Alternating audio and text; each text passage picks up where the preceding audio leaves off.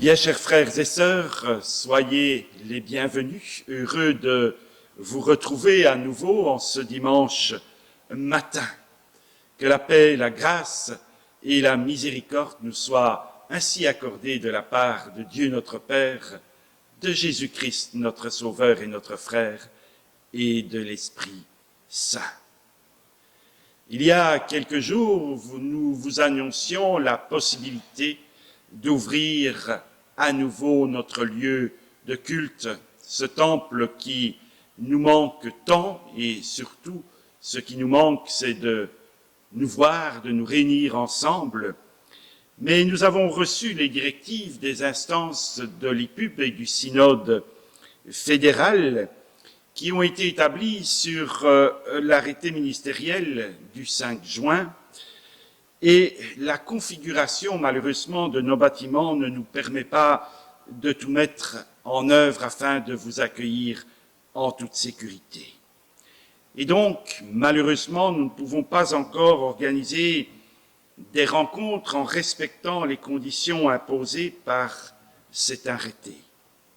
Nous sommes, c'est vrai, encore loin d'une situation normalisée et par conséquent, nous nous sommes réunis en consistoire et nous avons demandé au Seigneur qu'il nous aide, qu'il nous éclaire dans la décision que nous devions prendre et unanimement nous avons trouvé qu'il n'était pas possible de vous accueillir encore maintenant.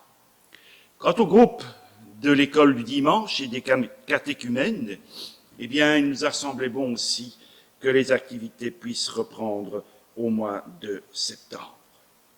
Alors, nous ne restons pas inactifs, nous mettons tout en œuvre pour une reprise au plus tôt, parce que votre sécurité et votre santé importent, nous importent. Nous avons la responsabilité, eh bien, de prendre soin de vous. C'est aussi, me direz-vous, un témoignage de nous soumettre aux autorités comme le Seigneur nous y invite. Alors, on vous informera dès qu'une reprise sera possible, mais en attendant, eh bien, nous allons continuer à diffuser nos cultes sur la page Facebook de notre communauté et aussi sur YouTube. Et puis, pour ceux qui ne sont pas informatisés, eh bien, nous continuons aussi. Pierre-Étienne continue à envoyer les prédications par courrier. En ce qui concerne les offrandes, eh bien, vous pouvez là aussi les déposer sur le compte de la communauté. Le numéro de compte vous a été d'ailleurs transmis. Nous vous remercions de votre patience et nous vous remercions aussi de votre fidélité. Nous pouvons ainsi entrer maintenant dans ce temps de culte que nous voulons rendre à notre Seigneur.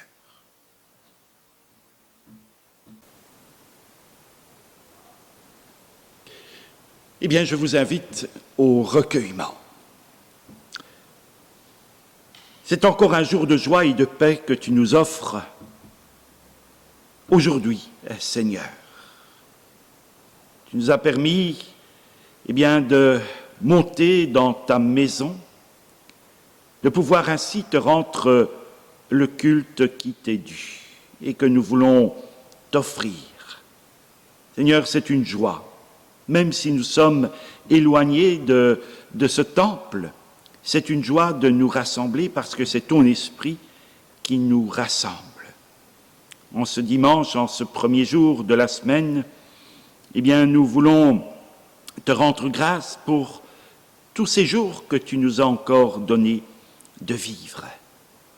À nouveau, malgré nos difficultés, malgré nos souffrances, mais aussi avec nos joies, tu nous as guidés, tu nous as apaisés, tu nous as exhortés, tu nous as consolés. Et tu nous invites ce matin à faire halte. Halte pour t'entendre, mais aussi parce que tu aimes entendre ce que nous avons à te dire par nos prières, par notre adoration, par notre louange. Et nous voulons aussi, Seigneur, répondre à ton invitation à sonder ta parole, à sonder les Écritures. Mais seuls nous ne pouvons les comprendre. Nous avons besoin que tu nous aides. Voilà pourquoi aussi nous invoquons ton esprit, afin qu'il nous donne, oui, la compréhension, tout le discernement, et que cette parole, eh bien, soit vraiment une nourriture pour nous. Comme j'ai coutume de le dire, qu'elle ne retourne pas à toi sans effet sur chacun et chacune d'entre nous. Ainsi, Seigneur, par ton esprit, prépare-nous à la recevoir et surtout prépare-nous à la mettre en pratique dans la vie, dans notre vie quotidienne. Nous t'avons ainsi prié, en n'oubliant pas eh bien, ceux et celles qui sont dans la souffrance, retenus par la maladie, par les soucis. Nous voulons te les présenter, Seigneur, en te demandant de les accompagner dans leur cheminement. Oui, nous te prions dans le nom béni de notre Seigneur Jésus-Christ. Qu'à toi, qu'à lui et qu'au Saint-Esprit soit tout honneur et toute gloire. Amen.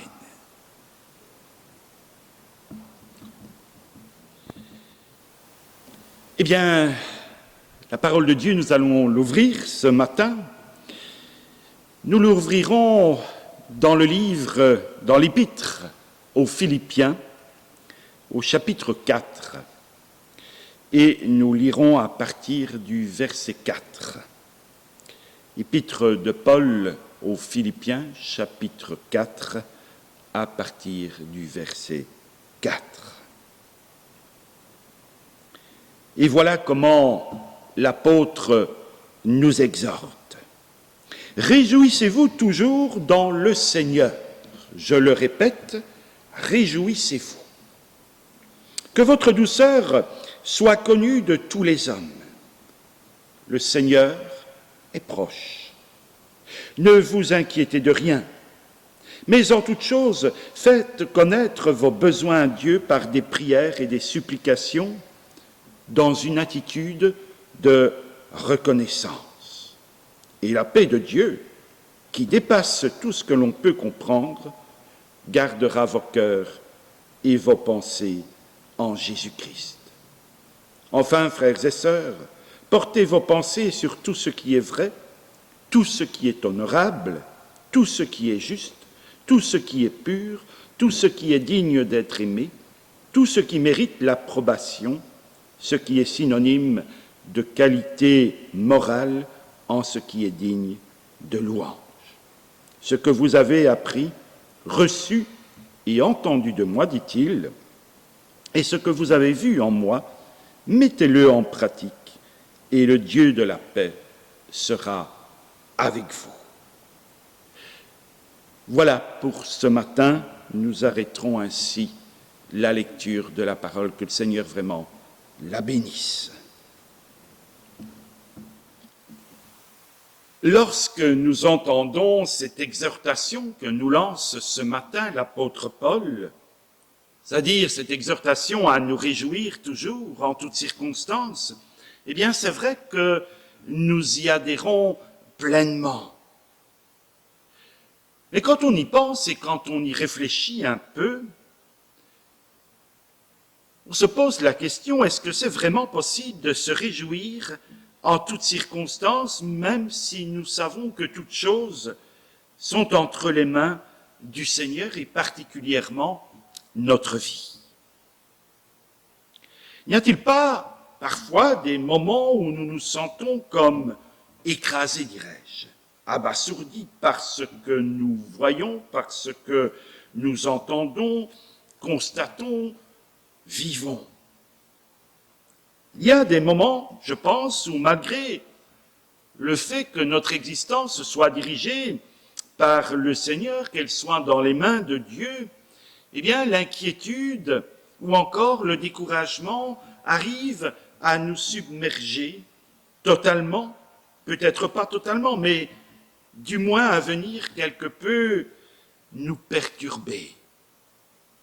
Ce n'est pas, un manque de foi, de confiance, bien entendu. Mais il faut le dire, que l'existence que nous menons est loin d'être de tout repos. Et nous en savons quelque chose depuis quelques mois. Mais il n'y a pas que cette crise sanitaire qui nous pose problème, qui nous fait peur, qui nous hante. Il y a aussi bien d'autres problèmes. Comme je le dis souvent, c'est vrai que la vie est loin d'être un long fleuve tranquille. Il y a tellement de choses qui guettent le quotidien. Et humainement parlant, ça ne nous rassure pas toujours. Question aussi d'emploi, de violence, de déstabilisation de certains pays qui menacent l'équilibre mondial.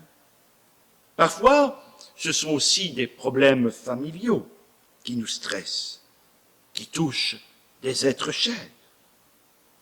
Naturellement, la joie et par la force des choses, le repos sont alors difficiles à trouver parce que tout simplement là où les situations que nous vivons, eh bien, n'y sont pas propices.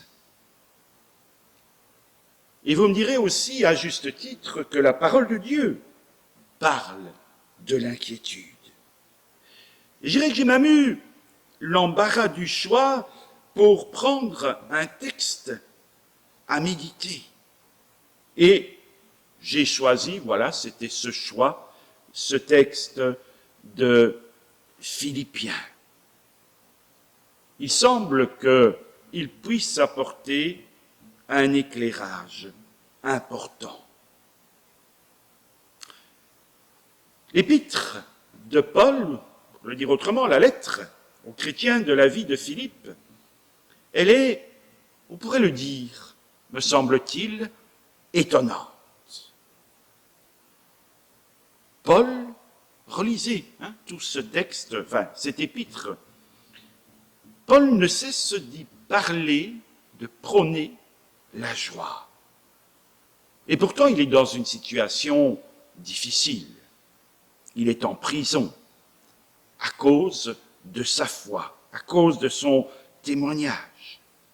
Et les membres de la communauté de Philippe, eh bien, là aussi connaissent difficulté. Ils rencontrent là aussi le rejet, la persécution à cause de leur témoignage.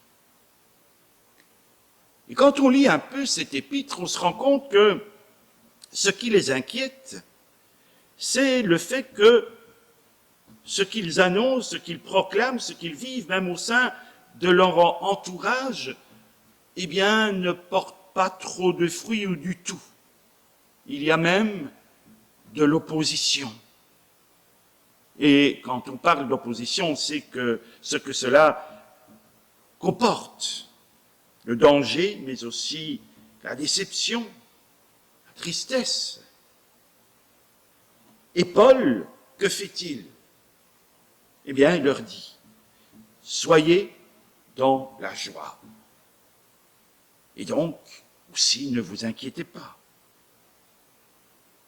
Même sans être dans la situation que les chrétiens de Philippe ont rencontrée ou que d'autres chrétiens aujourd'hui peuvent rencontrer, l'inquiétude, encore une fois, nous touche. Et nous pouvons, là aussi, nous approprier les encouragements de Paul dans le contexte actuel dans lequel nous vivons. Dans le contexte du travail, dans le contexte des tâches à accomplir, des missions que nous avons, mais aussi être compatissant, aider, apporter la quiétude au nom du Seigneur. Alors, quand on lit un texte de la parole de Dieu, on se dit toujours, et il semble qu'il faut commencer par là, comment ce texte me parle-t-il aujourd'hui? Comment peut-il m'encourager, nous encourager et ainsi nous inviter à nous reposer dans notre relation avec le Seigneur? Cette foi, cette confiance, comment la vivre au quotidien. Et une fois encore, Paul commence avec cette fameuse exhortation, soyez dans la joie. Je le répète, soyez dans la joie.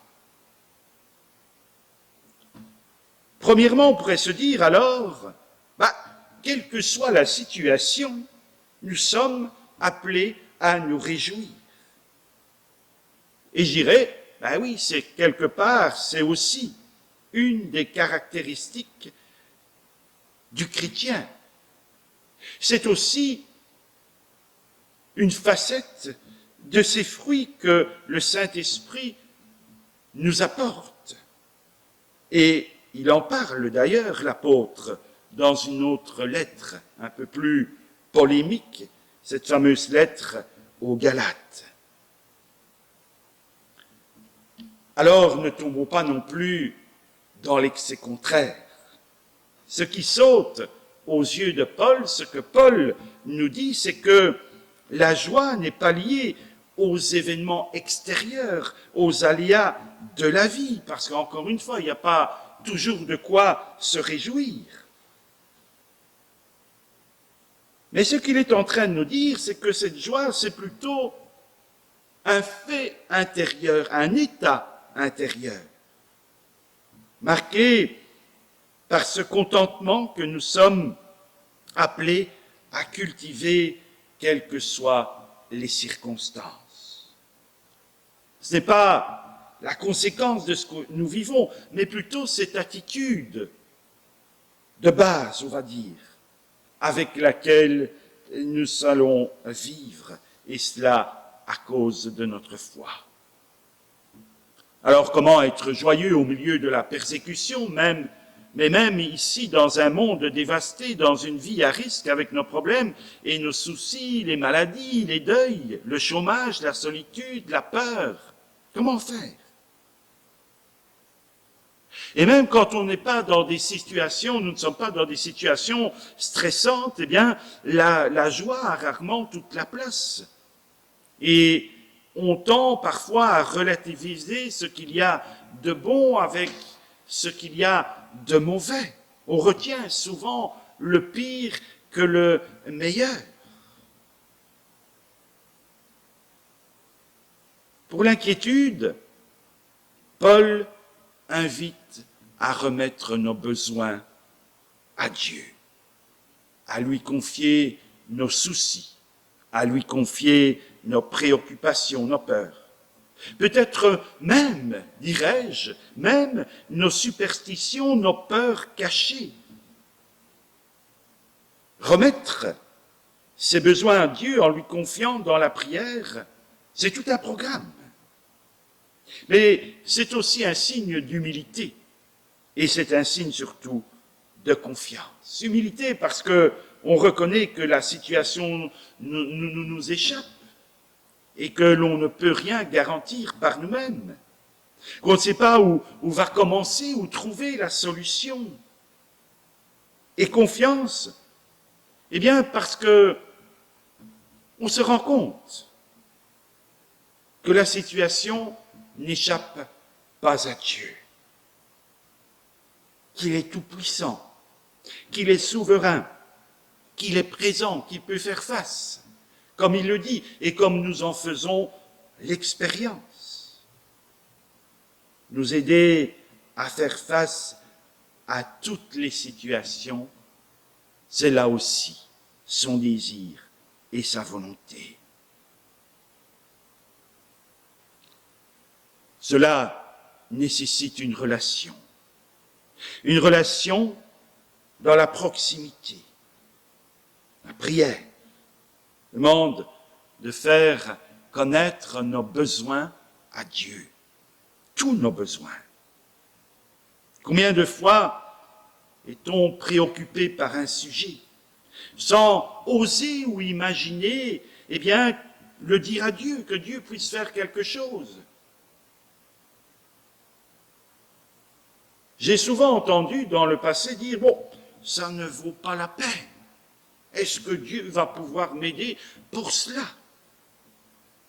Parfois, on oublie, parfois, on a peur qu'il trouve notre peur, disons-le comme cela, illégitime ou stupide même.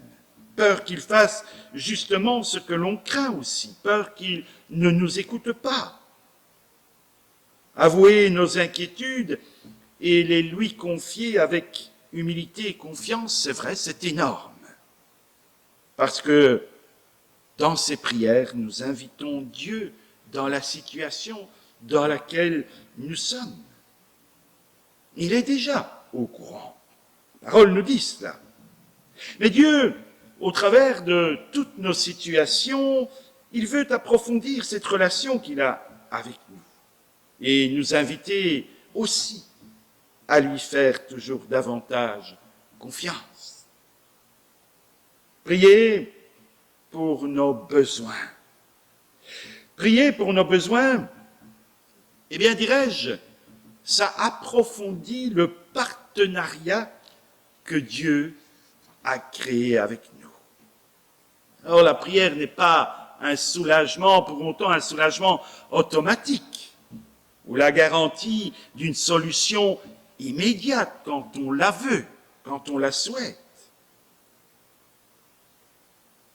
Mais vous aurez aussi noté que Paul parle de prière et de supplication. Il dit souvent cela. On a le droit de répéter nos prières tant que nos besoins nous envahissent, nous dévorent. Et on a le droit de supplier, on a le droit d'être de crier, on a le droit d'être émotif.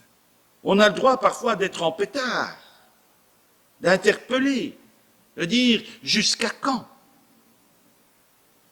Lisez un peu tous ces psaumes où David s'exprime, se laisse libre d'exprimer les sentiments par lesquels il passe. Et nombre après lui se sont écriés aussi « jusqu'à quand, Seigneur ?» Et il nous est certainement aussi arrivé de le dire, parce que nous étions à bout. Jusqu'à quand? C'est pas une formulation, c'est pas un formulaire vide de sens quand on dit cela. C'est pas un formulaire anonyme que l'on remplit, mais un dialogue avec Dieu qui se vit dans le temps et qui approfondit notre proximité avec lui.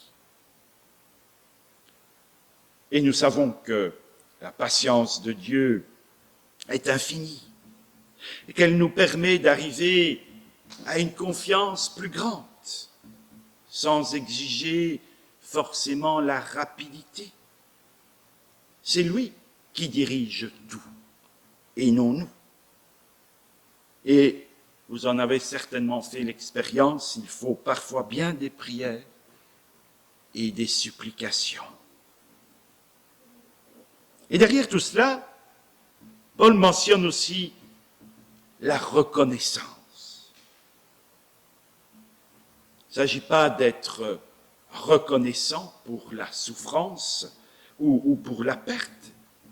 Dieu ne traite pas le mal à la légère.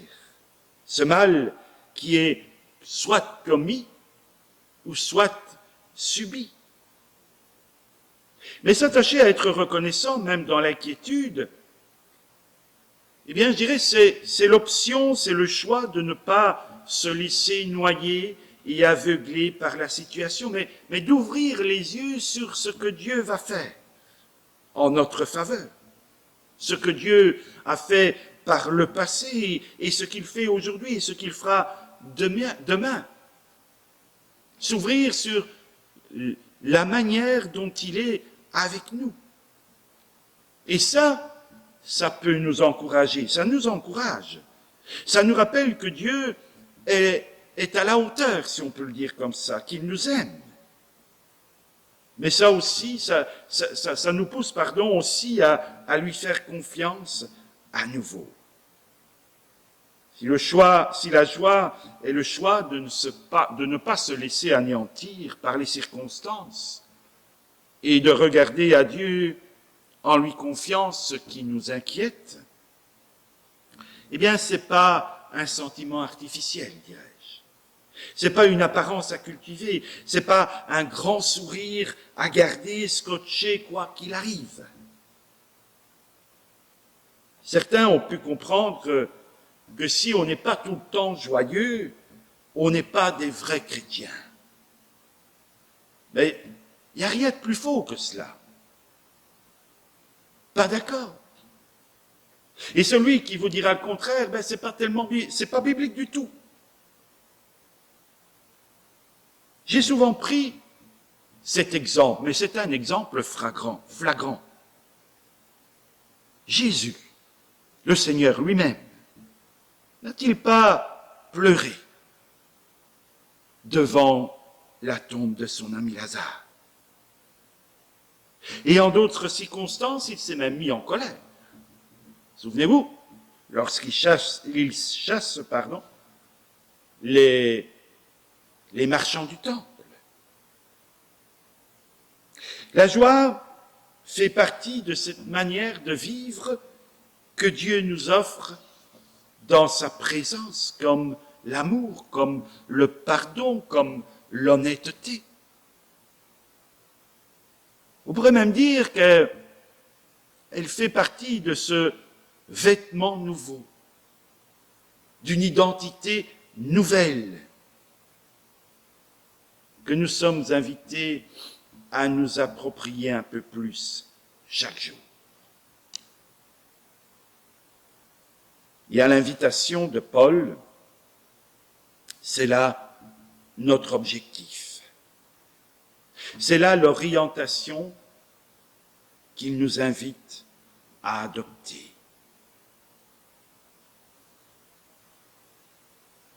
Certains sceptiques pourraient se dire, pourquoi choisir la joie et la confiance malgré les difficultés de la vie? Relisez un peu ce texte à tête reposée et vous y verrez qu'il y donne des raisons. Une des raisons qu'il donne, c'est de dire « Le Seigneur vient bientôt ». Une expression qu'il ne faut pas forcément comprendre comme une indication chronologique de temps. Voilà 2000 ans qu'il est retourné dans le royaume et il n'est pas là. Mais il promet de revenir. Nous ne savons pas quand. Nous attendons toujours ce retour. Alors il faut plutôt comprendre comme le rappel que Dieu est prêt à intervenir, qu'il est là à la porte, qu'il n'a pas changé, comme diraient certains, de planète, qu'il n'est pas éloigné, mais qu'il est là tout près. Dieu de Jésus-Christ, manifesté en son Fils, Jésus-Christ, en qui, pour rappel, nous sommes sauvés, nous sommes relevés, nous sommes soignés, restaurés, baignés de son esprit. Comment un Dieu qui a donné son propre Fils pour nous sauver, pourrait-il nous abandonner? C'est impensable, c'est inimaginable. Et regarder au Seigneur Jésus, c'est voir un Dieu tout-puissant, bon, qui a tout fait par amour pour nous. Et en plus de nous rappeler qui est ce Dieu en qui nous nous confions, Paul nous adresse une promesse. Pas la promesse de Paul, la promesse de Dieu. Il n'est pas question de résolution à l'instant, bien sûr. Ça arrive, mais ça peut aussi ne pas arriver dans le temps que nous nous sommes fixés. Dieu n'est pas un porte-bonheur, si vous comprenez l'expression. Il promet de nous écouter et de se tenir avec nous, d'être présent et de nous aider à avancer malgré tout. En hébreu, le terme hébreu, ça veut dire, heureux, ça veut dire en marche, en mouvement. Et Dieu nous promet d'être avec nous pour nous aider à avancer sur un chemin qui est, escarpé, difficile à des moments particuliers, parfois fermé, parfois dangereux, mais il nous tient la main, il nous porte aussi, il nous précède. Lui qui a fait jaillir au milieu de la mort la vie. Eh bien, aujourd'hui encore, en ce jour et dans tous les jours que nous vivrons par sa grâce, eh bien, il nous promet de nous soutenir dans notre marche, quelles que soient les difficultés que nous allons rencontrer, peut-être cet après-midi, peut-être en fin de matinée, peut-être demain, peut-être dans les jours qui viennent, les mois et les années. Et quelles que soient les difficultés, nous arriverons au bon port. Alors arrêtons-nous, pour terminer, sur les derniers mots de Paul. Que nous dit-il? Que la vie avec Dieu, c'est un ensemble. On est sauvé, on est délivré, on est relevé dans le but de mener une vie belle et bonne, qui vont refléter les valeurs et le caractère de Dieu, faisant ainsi briller sa lumière dans nos pensées, nos paroles, nos actes. Et ça, c'est aussi vrai dans les moments faciles que dans les moments difficiles. Pardon. La bonté du Seigneur, sa bienveillance, sa douceur, sa patience, ça doit devenir un peu notre emblème, ou pour le dire autrement, notre marque de fabrique en toutes circonstances. Souvent, l'inquiétude nous pousse à des comportements à chaud. On s'agite, on a peur. Et même, il arrive parfois de faire n'importe quoi, de se décourager, d'abandonner le bien, ou encore de rester fataliste par ce sentiment d'impuissance qui nous arrive. Il dit, au lieu de s'agiter, confiez la situation à Dieu et ensuite résistez à la tentation de vous disperser, de vous bloquer. Mais concentrons-nous sur ce que vous vivez, sur ce que nous vivons de bon. C'est un peu comme si Paul disait, voilà tout ce que vous pouvez faire et soutenir et encourager. Vous n'êtes ni tout-puissant ni impuissant. Ce dont vous avez besoin, demandez-le. Mais n'oubliez pas non plus votre vocation, vos possibilités. Ne vous laissez pas décourager ou aveugler, mais après avoir confié la situation à Dieu, appliquons-nous à ce que nous savons faire, à ce que nous pouvons faire. Remettons-nous en route, sachant que Dieu est avec nous. Ainsi, alors, on comprend mieux ce qu'il nous dit, de cultiver la joie. Alors, cela a un véritable sens, un sens véridique. Apprendre à remettre à Dieu tout ce qui obscurcit notre vie. Apprendre à nous concentrer sur sa présence, sur son amour pour nous, sur sa puissance, sur ses projets. Je dirais, cultivons le repos de la confiance, de la reconnaissance, sachant que Dieu marche avec nous, qu'il nous guide et qu'il nous conduit. Tel un bon Père, tel le bon berger qu'il est et qu'il sera éternellement. Amen.